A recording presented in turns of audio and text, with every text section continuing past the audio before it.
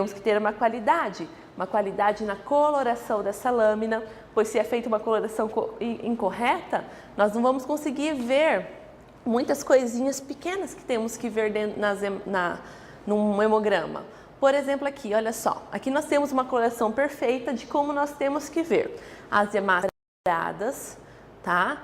Vemos aqui os leucócitos, também as granulações que nós temos que ver, um linfócito e também vemos no fundo algo assim tão pequeno que também nós temos que analisar, que são as plaquetas. Essa sujeirinha no fundo aqui, esses micro pontinhos, são as plaquetas, que também são analisadas, não podem ser esquecidas na análise. Então, essa é uma extensão sanguínea, é essa a função do técnico. Avaliar e falar para vocês médicos o que nós estamos vendo de alteração, o que está acontecendo para você dar o diagnóstico lá na frente, ok? Então, aqui nós temos o exemplo de um hemograma. Todo hemograma é padronizado, é dessa maneira que é apresentado. A primeira parte é o eritrograma, que vem de eritrócitos, eritrócitos hemácias, é a série vermelha. Então, ele apresenta a quantidade de eritrócitos, representada sempre em milhões, a hemoglobina, o hematócrito, o VCM, o HCM e o CHCM. Nós vamos ver o que é cada um desses, o que cada um corresponde e o que cada um quer dizer na clínica. Nós temos que saber se está alterado isso, o que condiz, o que isso significa, qual é isso que vai influenciar na clínica de vocês. Leucograma, logo embaixo, que vai falar a série leucocitária, dos leucócitos.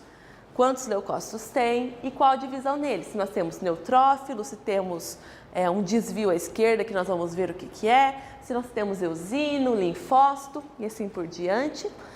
E a última, a quantidade de plaquetas. Alguns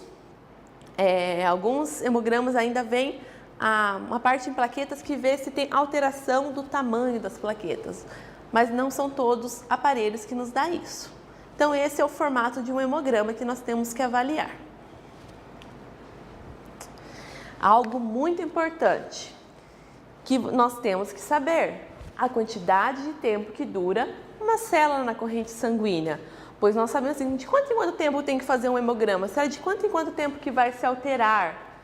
Bom, nós vemos que as hemácias, a vida útil delas circulando é de 120 dias. Então, se não houver nenhum acidente, não tiver nenhum extravasamento de sangue, as hemácias ficam em circulação na corrente sanguínea por 120 dias.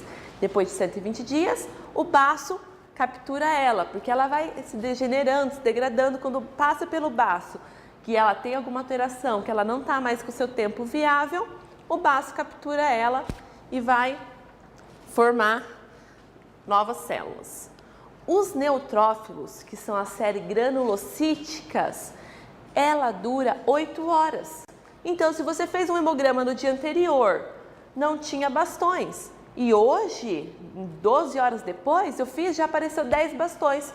Ah, esse laboratório está soltando alguma coisa errada. Não! Os neutrófilos duram 8 horas. Se esse paciente está tendo uma reação de captura desses neutrófilos, a medula vai soltar mais células e como vai soltar células até um pouco imaturas, que são os casos dos bastões. As plaquetas, elas circulam, têm vida útil de 7 a 10 dias, também uma vida útil curta. E os linfócitos? Os linfócitos, se eles não estiverem sendo secretados por alguma coisa ou sendo utilizados, ele dura a vida toda, porque eles têm marcadores, os linfócitos são os nossos marcadores, então ele dura longos e longo tempo. Da onde surgiu as células? Vamos ver o início, da onde surgiu as hemácias, da onde surgiu essas células, da onde elas vêm? Bom, tudo se inicia numa célula progenitora. Essa célula é a stem cell.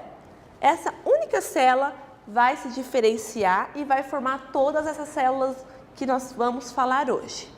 A primeira diferenciação dela, ela vai se diferenciar em duas: na linhagem mieloide e na linhagem linfóide. A linhagem mieloide vai se diferenciar novamente em várias diferenciações e no último, da linhagem linfóide, vai se formar os eritrócitos, as hemácias, as plaquetas, o mieloblasto vai se diferenciar e formar o basófilo, o neutrófilo, o eosinófilo e o monócito. Olha só, uma única célula vai formar toda essa linhagem aqui, que é a linhagem mieloide, e com funções totalmente diferentes cada um deles, né? A segunda formação lá das stem cells, ela formou a linhagem mieloide e ela forma a linhagem linfóide. A linhagem linfóide vai dar origem aos linfócitos, aos linfócitos B e os linfócitos T. São dois tipos de linfócitos. Ok? Então, uma única célula forma, essa aqui é a cascata de formação das células sanguíneas.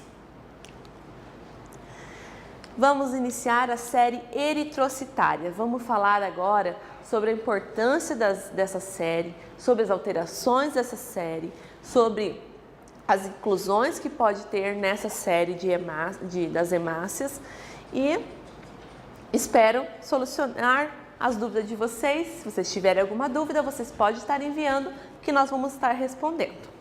A série eritrocitária é a primeira parte do hemograma. Quando eu mostrei lá para vocês o hemograma, é a primeira parte ali, ó, que ela deve ser analisada com cuidado. Muitas vezes a gente se atenta demais na série leucocitária, porque nós queremos ver ali, direcionar mais o caso clínico e esquecemos dessa primeira série que é de importantíssimo também. É a primeira parte do hemograma e é o estudo dos glóbulos vermelhos. Quando se fala em eritrócito, glóbulos vermelhos e hemácias, nós estamos falando da mesma coisa. Todos esses são sinônimos, eritrócitos, hemácias, glóbulos vermelhos. E aqui nós temos uma imagem dos glóbulos vermelhos, como que nós analisamos, como que nós vemos. Ele é um perfeito, não tem uma alteração, não tem uma inclusão, tá perfeito, não tem nada. Bom se fosse todos assim, mas não são, nós vamos ver aí. E os 3 primeiros dados do eritrograma, que é a primeira parte, ele é a contagem de hemácias, que ele sempre vai ser expresso em milhões, quantos milhões tem em milímetro cúbico. A segunda é a hemoglobina, que ele sempre é expresso em grama por decilitro, que é se esse paciente está com uma anemia ou não. E o hematócrito, que sempre é a porcentagem. Esses 3 juntos nós conseguimos analisar, olhando os 3 juntos, se esse paciente está com uma anemia ou não. Tá? E quando eles estão reduzidos, indicam uma anemia, e quando eles estão elevados, também tem esse caso, a gente se preocupa muito quando estão diminuídos, que nós já sabemos que é uma anemia, e quando está elevado, também deve-se tomar uma conduta. Quando está elevado, é uma policitemia, que é o excesso de hemácia circulante. E o que esse excesso de hemácia circulante pode causar? O excesso de hemácia circulante aumenta a viscosidade do sangue. O sangue fica mais denso, mais viscoso e com isso pode causar uma trombose. O sangue fica retido nas redinhas e acaba aumentando a viscosidade e causando essa trombose. Então também deve ser tratado quando está elevada a quantidade de hemácias, a hemoglobina e o hematócrito.